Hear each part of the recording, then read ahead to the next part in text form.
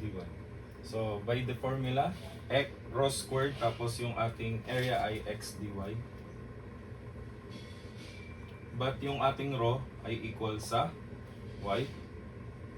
So, magiging formula natin, and yung ating x ay saan ba equal yung ating x sa b? Then, ix bar is now equal to y squared multiplied by b dy. Okay. Then the limit is from positive. So this is negative h over 2. From negative h over 2 to positive h over 2. Okay. So then this becomes pwede nating iwala yung constant dahil constant yung b.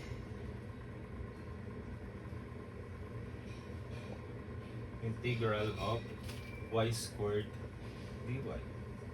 Then negative h over 2, positive h over 2. And integrate. So b multiplied by integral.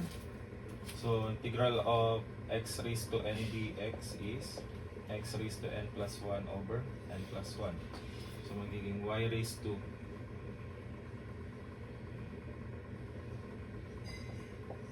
then 2 plus 1 tapos negative h over 2 tapos positive h over 2. Okay? So that is now equal to,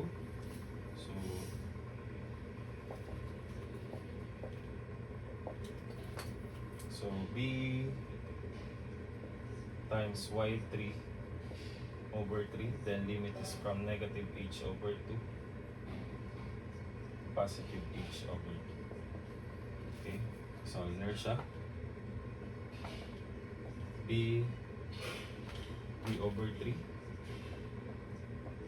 tapos positive h over 2 cube minus negative h over 2 cube. So this becomes b over 3. So h cube over